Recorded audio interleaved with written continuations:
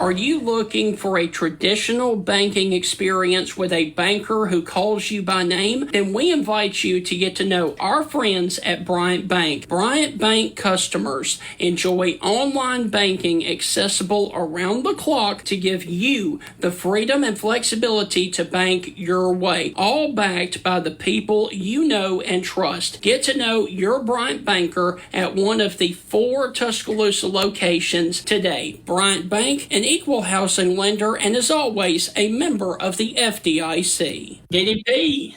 What's up? It's funny. Can you hear us? I can hear you. Can you hear me? Yes, sir. Yes, sir. Are you in Florida today?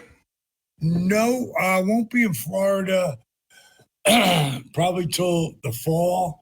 Okay. Excuse me. My house, our retreat should be done at that point. Okay. So looking forward to that. So we'll move pretty much, there, and I'll be there over 6 months of the year, so we get the tax benefits.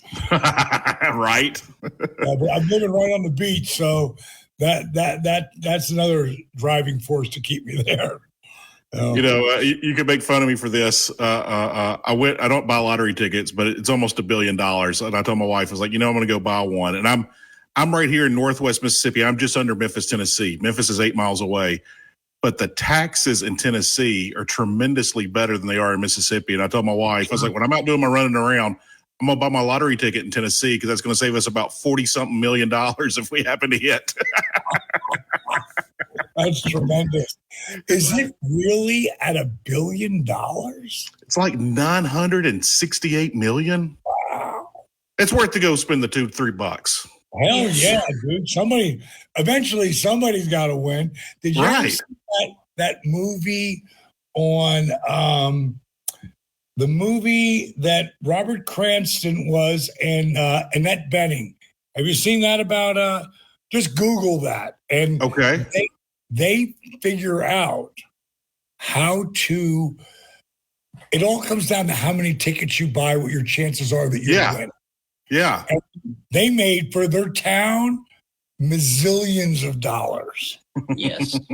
Before we get going crazy on the lottery, just want to remind you, well, first, thank you for coming back and joining us again. Yes. And second, we're going to be on the radio, so let's try to keep our 4-letter words at a minimum if we can.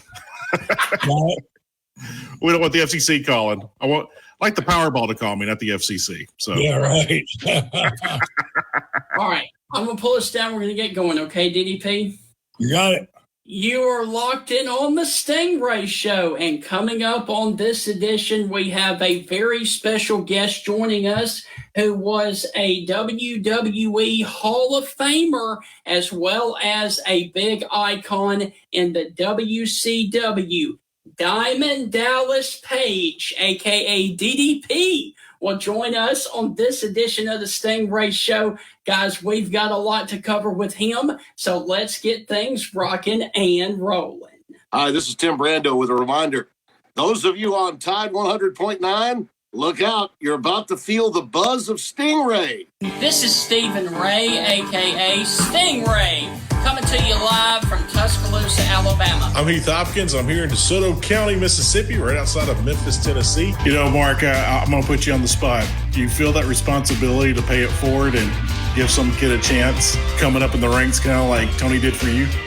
Why do you think I'm talking to Stingray tonight? Thank you, man. I appreciate that. No. Hey, Stingray, here's the deal. When you get involved with Texas, it's like getting married to a stripper. and let me explain this. It looks good. It's kind of sexy on the surface. Yeah. But then you get the baggage, you get the drama, you get all that eventually comes with it. And that's what you get with Texas, and that's what the Big 12 learned. And Heath, any thoughts on our show moving forward? Hey, to everyone in Tuscaloosa listening here on Tide 100.9. With the Stingray Show, if you don't like it, you better learn to love it, because it's the best show going today, baby. Woo! And ladies and gentlemen, with all of that, we want to say welcome inside another edition of the Stingray Show. Hope all is well with you guys. And Heath, we are counting down the days and the hours, if you are a wrestling fan, to the grandest stage of them all, WrestleMania, which will be here April the 6th and the 7th. Yeah, I'm excited about today's show, Stephen, but I can tell by your energy, you're like super duper excited. You're like over the top excited about today. But you should. Right. We have a wonderful guest. He's coming back for the second time on our show. That's right. And he, of course, like I said off the top, is a WWE Hall of Famer as well as a WCW World Heavyweight Champion 3 times, as well as a WCW United States Heavyweight Champion twice. He is also known as a yoga instructor with DDP Yoga. Ladies and gentlemen, please help us welcome back to the Stingray Show, Mr. Diamond Dallas Page. Dallas, how in the world are you today? Unstoppable, baby. Unstoppable, man. I like it. Yeah, we got a lot of really good things happening. I'm excited to go to WrestleMania. I probably wouldn't have gone this year if Cody wasn't in the now double main event on both nights. I probably wouldn't go because my wife's 50th birthday is coming up on the 13th, and I'm taking her to Bora Bora. Nice. So like that plane ride wasn't enough. Now I'm going to go from Philly to Detroit to LA to it's going to be like one of those 24-hour traveling days, which I'll get myself in the right state of mind when it comes. But on the way there, I probably wouldn't have gone to this Mania this year. But I mean, now it's going to be maybe the hottest Mania. Yeah, it's got on paper looks like the hottest Mania they may have ever had. So, Diamond Dallas Page, I do want to ask you briefly, as a superstar getting ready for WrestleMania, what is the anticipation like for that event coming up? Oh, man. It's, first of all, excitement, of just even being a part of it. I just saw it. Johnny Gargano and Tommaso Ciampa, they just qualified for the tag team, match that they're going to have. And they've been with the company for 10 years. It's their first WrestleMania. So it's a really big deal, just to participate. Never mind being at the top of the card like that. And with all the storylines that are happening right now. But I just text both of them because Tommaso, when he broke his neck, when he was going to the hospital, he had texted me, D, I broke my neck. Can I come see you when I finish with the rehab? I was like, absolutely. And I've done that for Ivar and Raymond, the other Viking, because, people don't realize, they see all these, these crazy moves that, today as a wrestler, you're an actor, you're a stunt man, you're an acrobat, you're a gladiator, you're a rock star, and a truck driver all rolled into one, unless you're on top of the tippity top like Cody and those guys, they got to drive your own cars. Load your own stuff, find your own gym. And it's so when you're young, it's fun and exuberant. But when you get older, you're like, man, I hate the road. I hate the road. I don't want to leave. That's one of the places I'm building, our retreat in Panama City Beach. So people come to me. I don't have to go, And we're really excited about that. So DDP, sorry to cut you off, but we are up against our first break, and when we come back, we are going to continue to dive into your thoughts about this weekend's WrestleMania, including the feud between Cody Rhodes and The Rock. That's on the other side of the break. You're listening to the Stingray Show. We will be right back with the master of the diamond cutter, Diamond Dallas Page, right after this. Citizens of West Alabama, have you heard the news? The Bank of Moundville, which was established way back in 1907, offers personal loans of all sizes, unsecured and secured, with competitive interest rates. You can contact them today at 205-371-2227. Once again, that is the Bank of Moundville, 205-371-2227, or go by and see them in downtown Moundville. They are an equal housing lender and a member of the FDIC. Do you guys like to fish? I know I do, and if you have a pond or lake in your backyard that needs stocking of fish, you need to contact biologist Jeff Bagwell with Honey Hole Fisheries. He can help you stock your lake with bluegill, largemouth bass, and hybrid striped bass. You can get in touch with Jeff Bagwell and Honey Hole Fisheries at 205-799-0192. Once again, that is Honey Hole Fisheries, 205-799-0192. Contact Mr. Jeff Bagwell today and let him help you build the lake of your dreams. Do you guys dream about owning a home or a condominium down on the beautiful beaches of Alabama, say Orange Beach, Gulf Shores, or maybe even Fairhope? Then let me tell you about First Class Real Estate South Home Group's owner, Celeste Hagler. She has brokers down there in the beautiful beaches of Alabama to help you purchase the home of your dreams and to live where you love in the state of Alabama. You can contact Celeste Hagler at 205-861-5698. Contact Celeste Hagler today to help you live where you love in the state of Alabama. Tide 100.9 traffic. Crews are doing long-term construction work on McWright's Ferry Road. It's being extended down to Rice Mine Road. Watch for some slowing on westbound Highway 82 from Jack Warner Parkway to Airport Road. It's a 2-minute delay. And on Highway 69 North from 15th Street to Mitt-Larry Road, it's a 4-minute delay. We also have lane closures in preparation for work on the new 69 flyover bridge. With your Tuscaloosa traffic now, I'm Lisa Baque. Yo, it's me. It's DDP.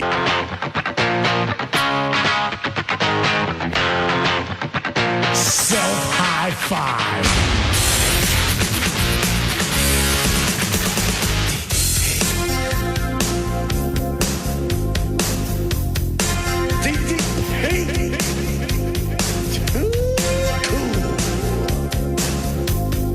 And ladies and gentlemen, we want to welcome you back inside the WrestleMania preview show with Diamond Dallas Page. And let's continue the interview with Diamond Dallas Page talking about the feud between Cody Rhodes and The Rock. The whole WrestleMania thing, like, you know, when you're at Cody's level, like, that's a different level. Like, we sat right in the room a year ago, you know, and debating over, you know, if he wins, you know, the Universal title last year.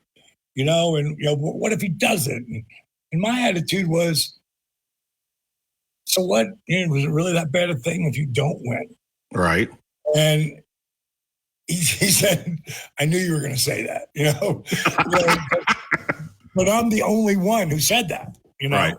And the reason why is because WWE has a habit of, if they decide this person's going to be the guy, they're going to shove you down your throat. Right. They all want them or not. Right. And that almost could have been what was happening. But then he didn't win, right? Mm-hmm. And now we're back here again. The things that make wrestling feuds is the storyline, but what really makes them legendary is the length. Mm-hmm. How long? The reason why Randy Savage and I were the feud of the year in 1997, because it was like 10 months before we put a pin in it and then moved on to other things. And for Cody, this has been over 2 years. So people are heavily invested. And I love what The Rock's done.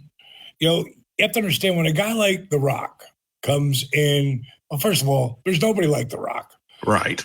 And the odds of us ever having the opportunity to grab a celebrity, like when Mike Tyson did the thing that he did, all right, with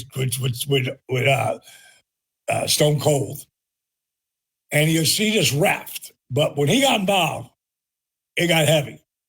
When Karl Malone and Rodman got involved, coming off the playoffs that year of being white hot, those two guys going for the ball at one time, and it's already been announced the match, and they're wrestling each other for the ball. Like that took the Diamond Dallas Page name to a different level. I was attached to that, and that was really my idea. So it became a part of pop culture at the time, and people who didn't watch wrestling ever watched that. That's the second biggest drawing pay-per-view of all time. Wow. WCW. And the crazy thing is, Hulk had said to me 4 years earlier, I don't know how you're getting so much better, so much faster, than the average bear. He said, but whatever you're doing, you need to keep doing it, because it's not this year or next year or the year after. He said, but somewhere down the line, I believe you have the ability to draw huge money with me. And wow. Then we did. And we did it a number of times. But, this one here, when I was in Jamaica for one of my friends was getting married, and I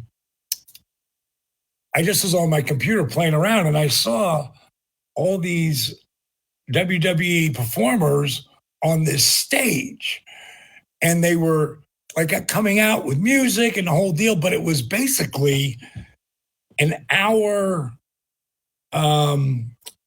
press conference. Right.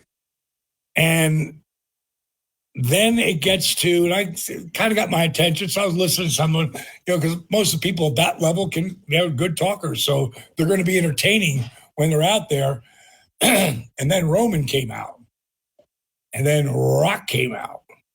And Rock had pretty much, because people, a lot of people love having a Rock because he's the biggest star in the world. Right. And Rock had a following far past, even the WWE. I think Facebook, WWE's got 82 million or something. I think it's something like that. Rock's got 387 million people following. That's crazy. And that might be Twitter. I don't remember what it was, but it's something like that. Because when he saw the whole social media thing happening, and he was probably like a mid-card performer as far as an actor was concerned, but he had all that WWE steam. Right. He realized, wow, this is future. This is the future, social media. Mm-hmm. And that's why he's so big, because he took advantage of it. He's a really smart cat, obviously. Right. But when I saw him come out there, not even knowing he had done the Pat McAfee show, where he basically turned himself heel, right there. And people were going to love him. We're still going to love him. Right. He wasn't going to let you love him this time. He's going to go out of his way. I saw when he was in Memphis, he put those people over because that's where he started. Right. And he got the babyface again for that night. We're going right back to heel, because that's where the money's at. That's where the money's at. And I saw this, and my stuff all lit up. I want to say the wrong word there. You're fine. My stuff all lit up. My Twitter, my texts, my Instagram, my DMs, and I don't really pay attention to them. But then it was starting to hit my texting, like, what do you think about this? What's happening here? And so I decided I was going to do a video about it. And I tagged it. It's still up on my Instagram and my Facebook, my athlete page, Diamond Dallas page.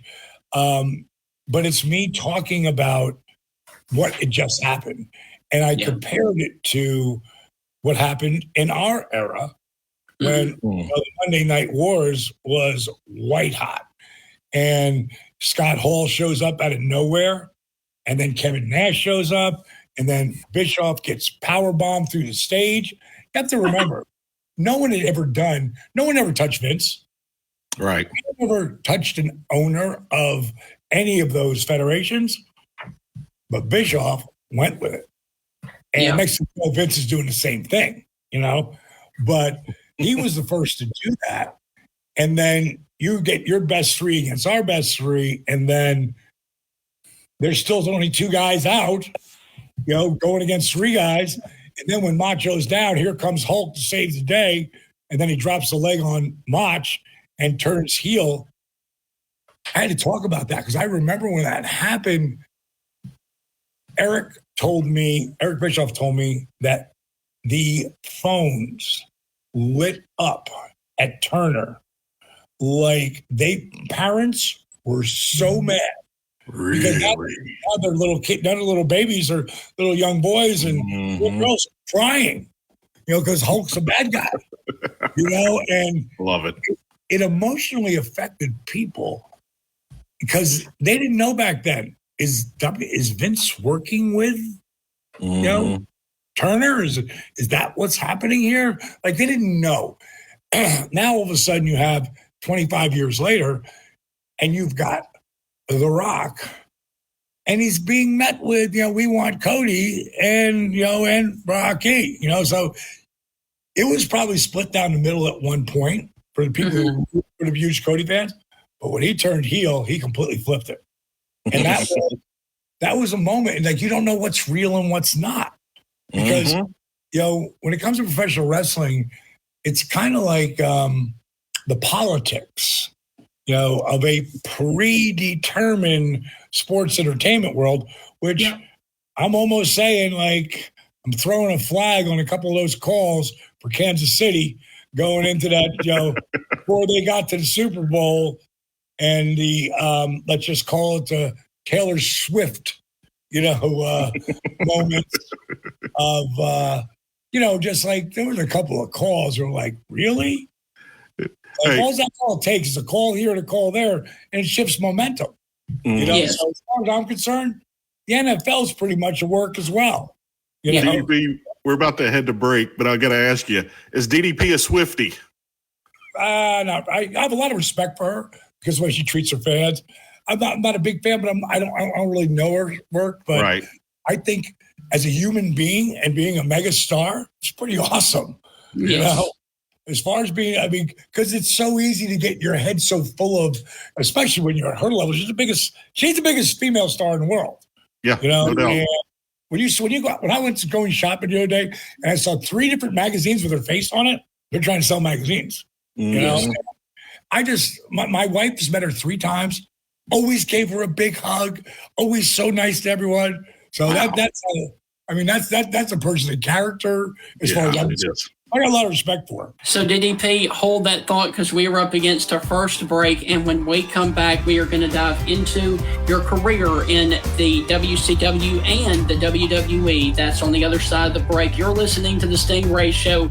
We will be right back. It is Girl Scout cookie time, and if you guys like Girl Scout cookies, Strange Brew Coffee House now offers Girl Scout cookie frappes at all locations, including Samoa, Thin Mint, and Tagalong. Delicious frappes are made with real Girl Scout cookies. Strange Brew Coffee House can be found at the University of Alabama campus, also up in Tupelo, Mississippi, if you are heading up there to Tupelo, or their home location over in Starkville, Mississippi. Go by and get a delicious Girl Scout cookie frappe today at one of the Strange Brew Coffee House locations. Are you guys in the mood for community goods and great barbecue? That's what you'll find at the Coker Market, located in Coker, Alabama at the 4-way intersection off of County Road 140. Their hours of operation are Wednesday through Saturday, 11 a.m. until 7 p.m., and their menu items include the Midnight, which is smoked ham, smoked pork, Swiss cheese, Creole mustard, mayonnaise, and a pickle, grilled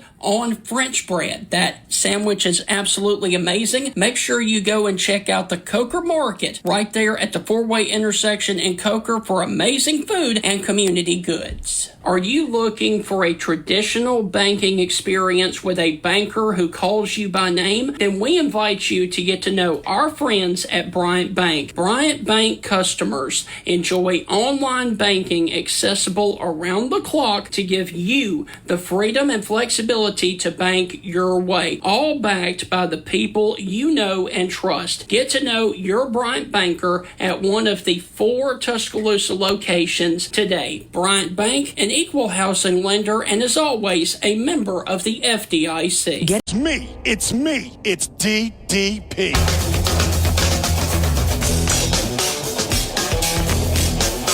Welcome back inside the Stingray Show. Our guest this evening is Diamond Dallas Page, DDP of DDP Yoga and WWE Hall of Famer. And DDP, I do have to ask you, a couple of weeks ago now, an icon in the wrestling industry decided to retire, the one and only Sting.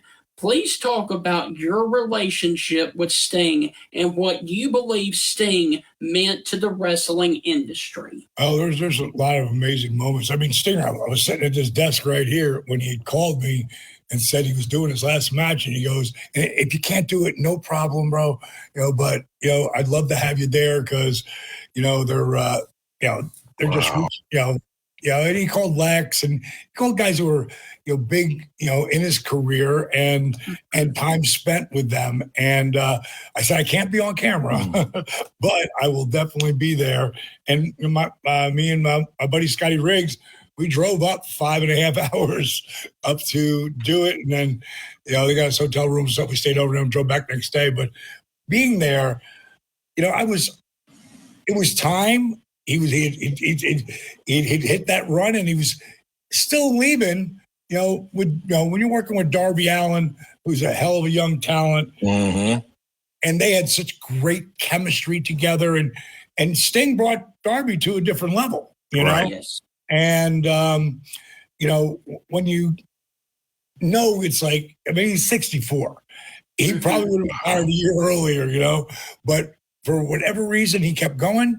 And he still looked good going out. But the thing that was the happiest for him was that when you're on the road the way we were on the road, and he hasn't been like that for the last 20 years, but going into that last 20 years, he lived on the road. And your family suffers from that, big time. I think people have seen enough documentaries now that they understand, like, that really hurts. It breaks up families. It creates animosity. But to see his 2 boys there, and I ain't seen them since they were little kids. And then to see them all jacked up, and, one is the surfer Sting and one is the crow Sting. Right.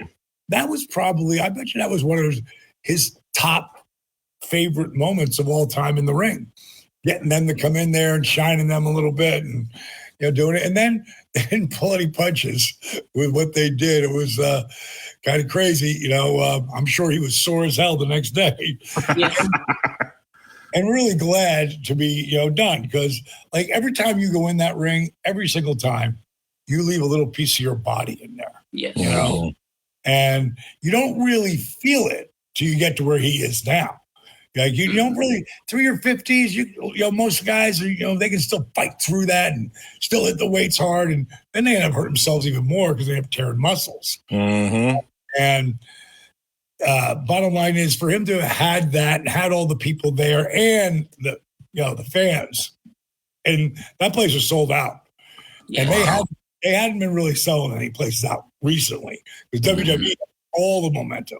But for Sting's last match, people came from all over for that. And it was a credit to him as not just a wrestler, but as a human being. And, he's one of the really good guys. I'll tell you, the only reason I know this date was because I was, a friend of mine sent me this match of me and him, January 24th. And in 1996, I'm still at the bottom of the mid card. I haven't elevated up to that next level yet. And I didn't even go to the top of the middle at that point. But over that next year of 1996, by the time I got to the end, I was white hot. In 1997, I was WCW Wrestler of the Year. Me and Randy Savage had the feud of the year. But that January 24th really was one of those little stepping stones that I'm, going to wrestle with Sting. And, I walked into his locker room where he was at. And I was, hey, Stinger. He's like, hey, buddy. He said, so what do you want to do tonight? I said, what do I want to do? I mean, what do you want to do? He's like, I've been watching you. I've been really seeing your growth spurt has been huge lately. He goes, you lay it out. I said, me? He's like, yeah. And so I had him right in the beginning. I can't remember what we did, but I put myself at a disadvantage, and he went right for the Scorpion Deathlock, and looked like he could have beat me in the first minute, which would have made people super happy because I was a big time, But I got to the ropes and got out. And then we start this match, and he gives me a lot. And I took it. And we got to the back. Of course, I did the job. It's Sting. I'm a mid-card guy. But just so happy to have a great match. We walked through the curtain, and people gave us a standing ovation. And that's the boys. They're the guys who are watching stuff, And Michael P.S. Hayes, who was one of my closest buddies, him and Jimmy Jam Garvin, when they were the Freebirds, when they didn't here I have the Freebirds, and I've got Scott Hall, the late, great Scott Hall. Imagine him. And I had that Freebird picture here somewhere, but I don't know here. Nope, that's not it.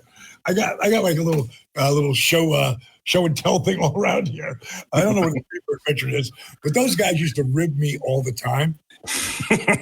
And when I was managing them and Scott Hall, I'm thinking, I'm on fire. This is going to be huge. And Magnum pulled me in to his office at TV, and I'm about to go walk the Freebirds to the ring, and he pulled me in and he said, listen, D, this is your last night as a manager. And I was like, what? He goes, listen, I didn't want to do this, and Dusty couldn't do it, so he asked me to do it. We're just going to let you keep doing color commentating and working in the back with production. We love what you're doing there. I go, whoa, what did I do wrong? He goes, honestly, nothing. I go, what? Then why can't I manage anymore? He goes, honestly, it's you. I go, what does that mean? And he says, and it's better to give you a visual as I'm saying it. He said, it's you. It's the hair. It's the clothes. It's the bling. It's the dolls. It's the rap. Like when you're out there, you're taking too much attention away from the wrestlers, and they're the ones drawing the money. And I looked at him and I went, Magnum, are you telling me I'm too over the top for professional wrestling? And he said, he laughed just like you just did. And, he laughed and he said, listen, D, it's not your fault. What we should have done is put a pair of tights and boots on you and see if you could do this. I was 35 at the time. Wow. For that moment, I went into it, like, oh, boom. Everybody goes down, even me. I just don't stay there. Because once I get down and stop feeling sorry for myself, I start to think, okay, how can I fix this? Well, I can't fix it as a manager, but I got 7 months left of my contract. I could go down to power plant. I mean, I always wanted to be a wrestler anyway. And I tried it when I was 23. I had like 3 matches, and hurt my knee and was told by the doctor stay out for a month or so. And I got to run this little rock and roll bar. And then the booze, the broads, and the party took me in a whole different spot. And then the Freebirds, who always would rib me so bad, after that talk with Magnum, they came up to me with such empathy. They were so empathetic. And hey, man, we're so sorry to hear this. And just trying to make me feel, that at least they cared. Right. And I was like, hey, man, Dad, don't worry about me. I know exactly what I'm going to do. I got 7 months left of my contract. I'm going to go down to power plant. I'm going to learn how to wrestle. And they both looked at each other and looked back at me and burst out laughing. Like the funniest thing they ever heard. And, for someone to start that late is right. absurd. It's really hard. And I can't tell you how many times my 35-year-old body hit that mat in that cold warehouse And I thought to myself, man, this fake stuff hurts like hell. Mm-hmm. Good But that stuff. was my journey. That was the journey that I went on in 1996 after that Sting match. So DDP, hold that thought because we're up against another break. And when we come back, we are going to continue our discussion with Diamond Dallas Page. You're listening to the Stingray Show. We will be right back. For 75 years and counting, the Tuscaloosa Farmers Co-op has been serving West Alabama for all of their hunting, outdoor, gardening, and farming needs, as well as seasonal flowers and vegetables. And this year is no different. The Spring Co-op Plant Sale goes on from March the 25th through May the 11th. Pick any 5 for $20. Mix any varieties. That is the Spring Plant Sale at the Tuscaloosa Farmers Co-op. The Tuscaloosa Farmers Co-op is located in Northport, Alabama, just west of the Highway 82 and 43 intersection at 4301 McFarland Boulevard in Northport. Go by there and see them today for their spring plant sale, March the 25th through May the 11th, only at the Tuscaloosa Farmers Co-op. Are you guys sick and tired of spending $100 to $200 to $300 on a nice meal? If that's the case, then you need to go by a place that keeps a little money in your pocket. I'm talking about South's Finest Meats, which features Black Angus prime selection of steaks. You can find them at 3201 10th Avenue, right there in Tuscaloosa. South's Finest Meats is a company that believes in great customer service, fair pricing, and a place where you are appreciated. Go by and see them today right there at South's Finest Meats. Citizens of West Alabama, have you heard the news? The Bank of Moundville, which was established way back in 1907, offers personal loans of all sizes, unsecured and secured, with competitive interest rates. You can contact them today at 205-371-2227. Once again, that is the Bank of Moundville, 205-371-2227, or go by and see them in downtown Moundville. They are an equal housing lender and a member of the FDIC. Tide 100.9 traffic. Crews are doing long-term construction work on McWright's Ferry Road. It's being extended down to Rice Mine Road. Watch for some slowing on westbound Highway 82 from Jack Warner Parkway to Airport Road. It's a 2-minute delay. And on Highway 69 North from 15th Street to Mitt-Larry Road, it's a 4-minute delay. We also have lane closures in preparation for work on the new 69 flyover bridge. With your Tuscaloosa traffic now, I'm Lisa Baque. This report.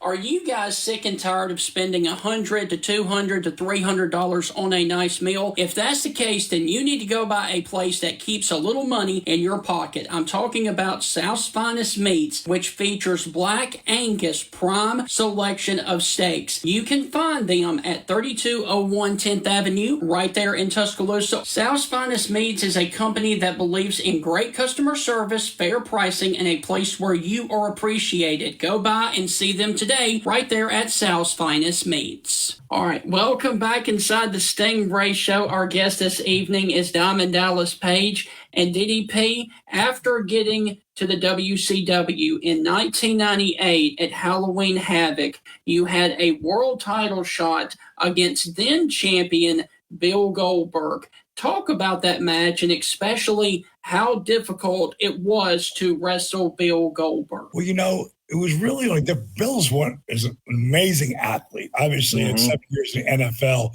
never got to really get the spot he had back in college where he was like All-American, Right. you know, Georgia.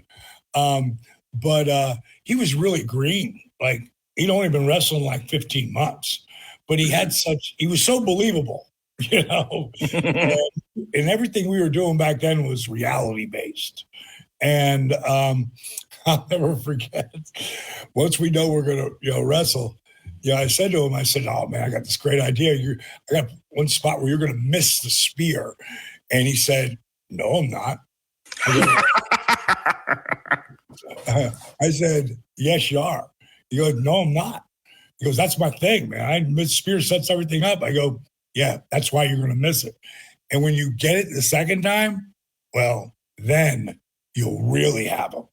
So we did this deal where I was in the corner, and I can't remember how we got into it, where if he came running, I gave him a boot and he backed off, but then he really came. Like, he did not want me to move. He wanted to get me. But I had my arms on the ropes, and I threw myself up and over and onto the apron, literally as he was coming. And he was coming so fast and so hard, and he kept going and hit his shoulder. Mm-hmm. And I didn't know if he really hurt himself or not, but the way he fell out of the ring was kind of questionable. And then when he got in the ring and when I went to pick him up, he wouldn't come up with me. And so I grabbed the hold. I went, ooh, he's hurt. He's hurt a little bit there. Okay. So the next series we go through, now we're getting ready to go home. He's going to hit the spear. Well, yeah. I would always say I'm a napkin. Like, if Bill Goldberg's coming at me, I'm going to be gone before he ever gets there. You know, if he hits me, he's going to knock me out. Right. You know?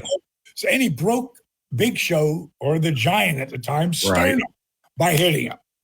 So when you can break into that big son of a gun. So bottom line is, when he hits me, boom, it's like him hitting air, and he's coming a million miles an hour. And if you watch the bump, you'll see his head hits before my body ever hits, because I am a napkin. Mm-hmm. And now he goes to pick me up to do the jackhammer to me, and he puts me down.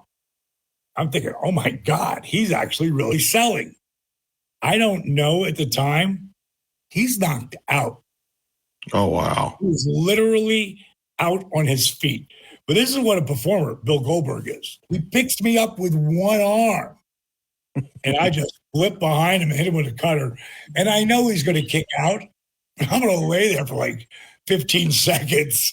So, you know, and because he's knocked out, he's still moving. Like, he's moving his body. He just should have went dead, like everybody else did. Right. Dead. But he's not really coherent.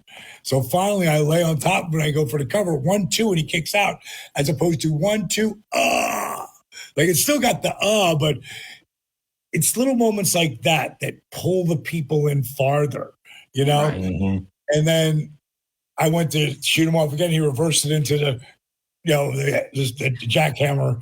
And afterwards, I was like, bro, what the hell? What were you doing kicking out two like that?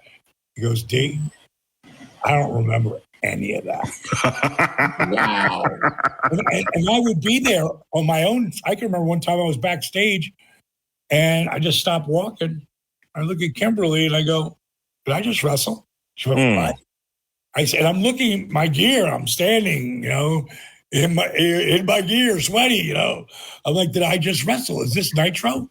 She goes, stop it, Paige, you scared me. And then a bunch of things we won't have on your radio show. I said, what the hell? Did I just wrestle? She goes, is this Nitro? And she's like, no, it's the Great American Bash. I go, wow. She goes, yeah, you just wrestled Randy Savage. I said, what happened? So if you ever watch that match on YouTube, I saw it a couple months ago. And what had happened is Randy hit me with the belt. He was with Scott Hall. No DQ match. Scott Hall gives me the razor's edge. And then Randy jumps off and drops the elbow on me. Okay. And by this time, I'm seriously pissing blood like 3 straight weeks. I'm like, Randy, try not to hit me in my ribs. Right. Hit me in my stomach. Well, what Randy did, he over projected and landed on my face. Oh. So he gets the one. You also have to understand that the ref is screaming for the last, I don't know how long, go home. Because when it gets to 3 hours and 1 second, at that 1 second mark, it becomes a new program. Right. Like it does in regular TV. Right. So he's literally screaming. And those ropes that we had weren't ropes. They were cable with hose around it and then tape around that. And when Randy would take off at 250 some odd pounds, he would bend his legs and push off and catapult. You get like you could hear. Well, at least I could, because I knew when he was coming.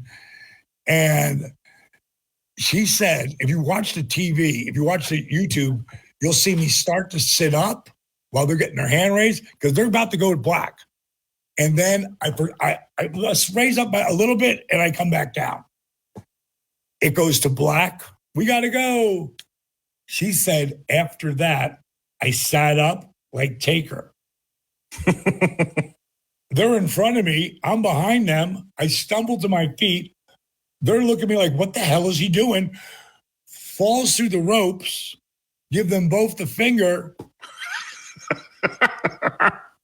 And she said, and now we're here. I'm like, oh no. Like this is not good because, you know, we're not supposed to really fight each other, even though I've had 2 fights in the back, but yet things happen, you know? Right.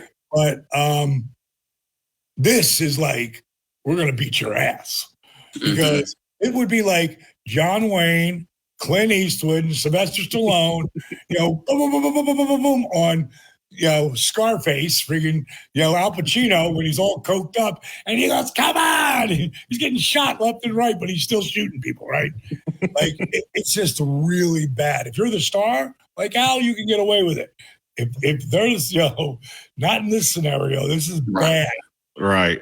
So I go in the locker room and I put one of those tables that, you know, everybody always gets thrown through. Those are real tables, by the way.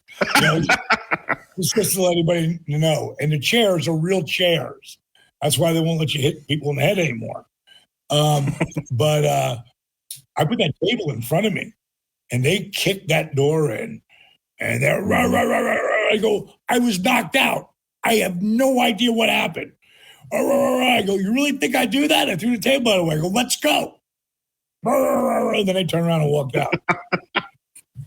Then, that's good stuff. I feel something right here, and then it gets a little bigger, and it feels like it's like a marble, but it's not. It's in my jaw, and then it feels like a golf ball. And Kimberly's like, we're going to the hospital. So go to the hospital. By that time, it's a softball. Oh, geez. Yes. So he's like, you need to, you know, go home, take off a couple of weeks, blah, blah, blah. I wrestled the next night. I mean, I just got beat.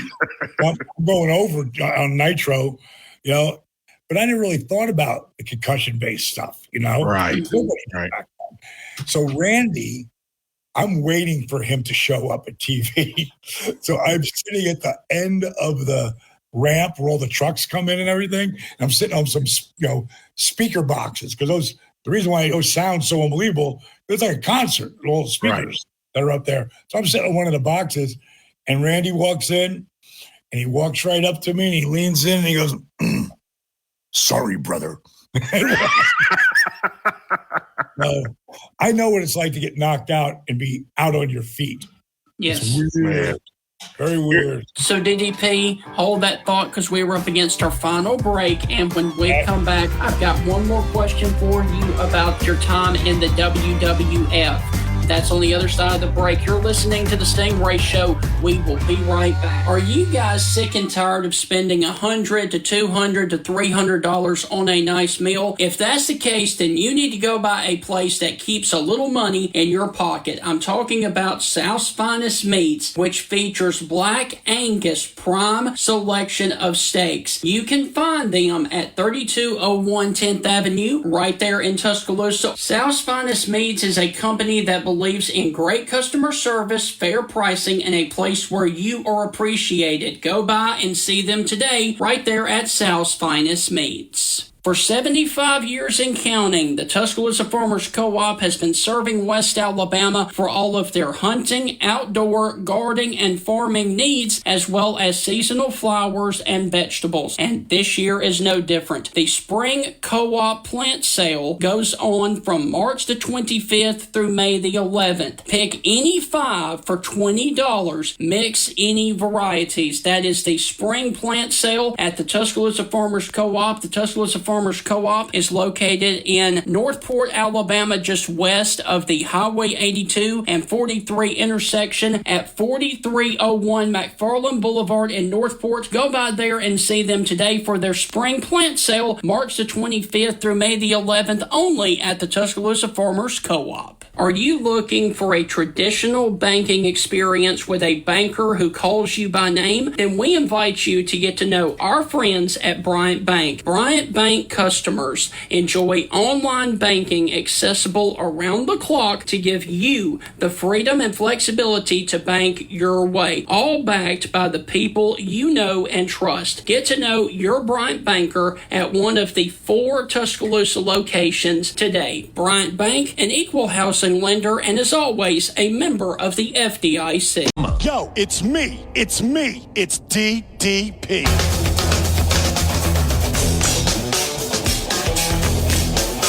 Welcome back to the Stingray Show here on Tide 100.9. I'm Heath Hopkins along with Stephen Ray here on the Stingray Show. Our very special guest joining us the second time on the show is none other than DDP. And I figured out this earlier, thanks to Al Gore's internet, the Dallas and DDP is because you're a huge Dallas Cowboys fan. Is that correct? I was as a kid. Okay. I don't have any favorite teams. I just love to have I love watching competitive athletics. I love March Madness on the girls' side as well. But the boys, if I just see a game, I'm watching it. And I will have a special place in my heart over these next 4 years for Virginia Tech, Scotty Steiner's son, Brandon Rick Steiner, which is the real last name, which is kind of funny considering Rick Steiner became Rick Steiner at one point. But his son, I went and saw him play a number of times when he was in high school.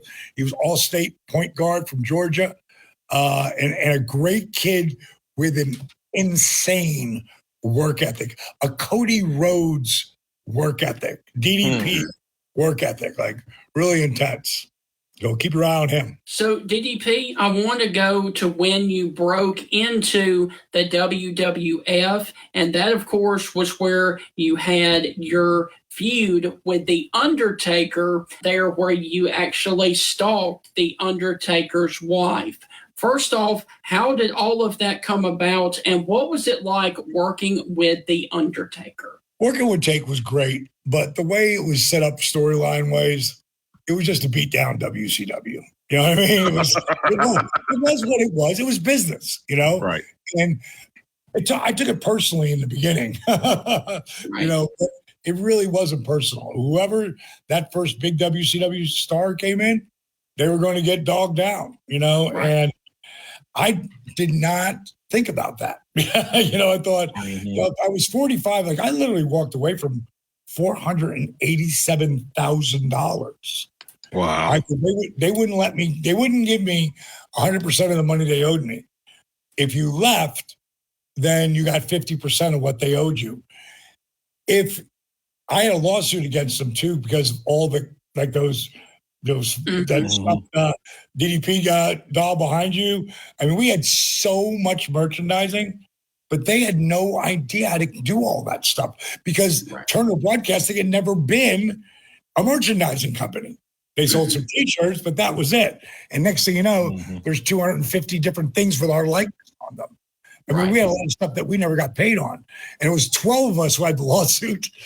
And it was down to me and Nash. And I decided I want to go, only because I was 45 at the time. I wanted to have some good years up there. And I thought they would have treated me like, you know, the guy who's easy to work with, could talk his ass off. Like, I wanted to do People's Champion versus People's Champion. Right. Yes. I wanted to see that. That was the money. And if it would have been me, like I was being a team player coming up there, because that's where I didn't think I had to fight for everything like I did in WCW. If we were in WCW and Cake was there and, you know, it's same thing, was stalking his wife, I would have looked at Vince and went, "Are you looking at my wife? I'm going to stalk who?" You know, like, you know, that just never would have happened. Right. You know, everything I did was reality based. So they took it out of it, and I let, at first it's just the way they talked me into it, and I leave it as it didn't treat me the way I wanted to be treated coming in. But as soon as it got, about 5 years had passed, things started to lighten up a little bit. And over those last few years, they took care of me. And they were taking really good care of me, going in the Hall of Fame and everything. And then I started helping AEW because of Cody. I didn't mean to help AEW. Right. Helping Cody. And look at him now. They left, they're like, you're a mid-card guy. Now he's the guy. Mm-hmm. He's selling more merchandise over this last year or so than anybody. And the fans want to see the story finish, finish the story. The Monday Nitro where Sting came from the rafters, got you, and took you back up to the rafters. I've heard several stories about this. I heard you even called him Batman when y'all got to the top up there. Yeah. Look, I can do things, and I can do things that I don't like. I don't like heights. I think I could do that. I was like, look, I'll just bite the bullet. I'll just keep my eyes closed. I'll fight through it.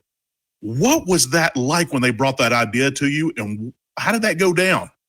Bishop did it as cavalier. He's like, we're going to have Sting drop from the rafters to save you, and you're going to throw your arms around him, and then you're going to go back up with him. And I just no-sold it because I'd learned long before that, stop selling other people's, ribs, stories, whatever.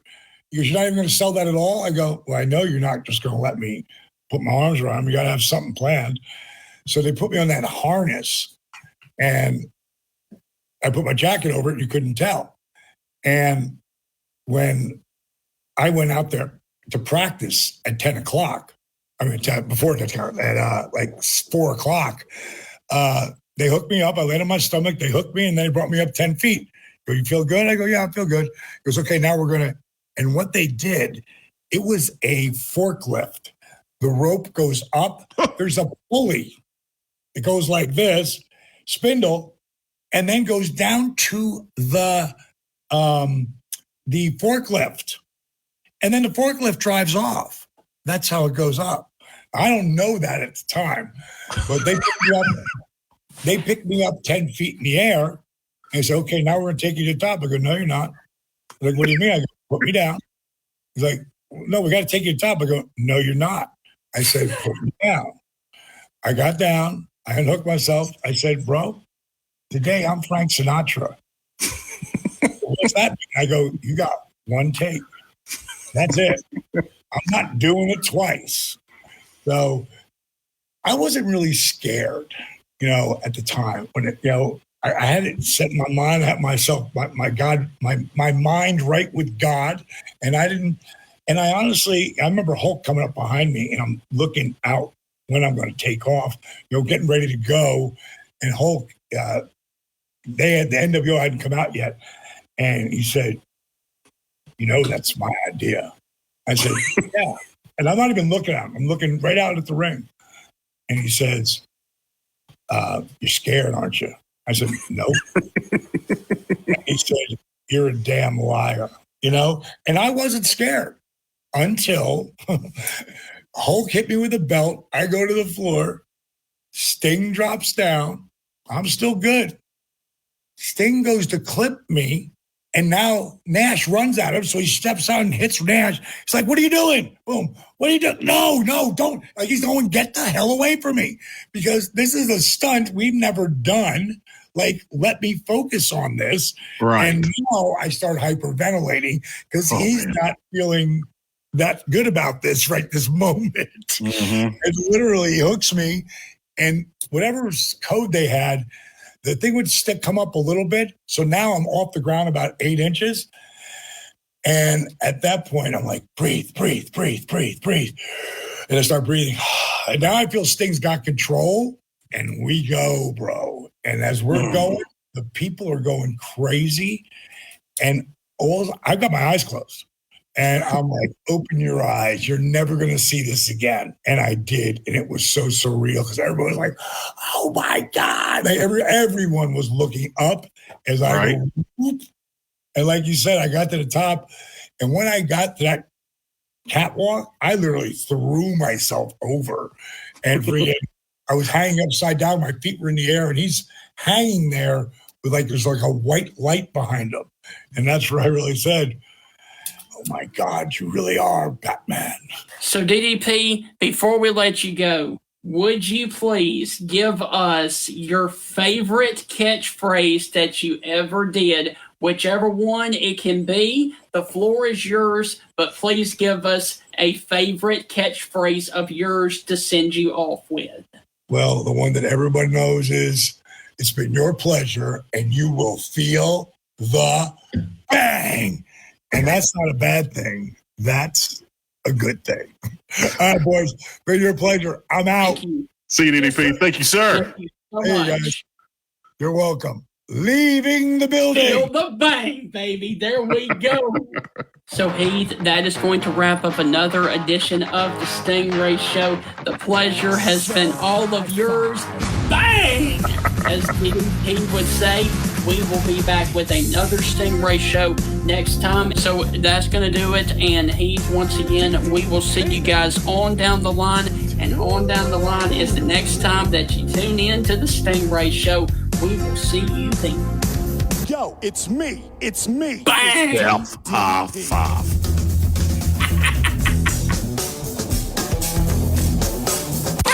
Dog parents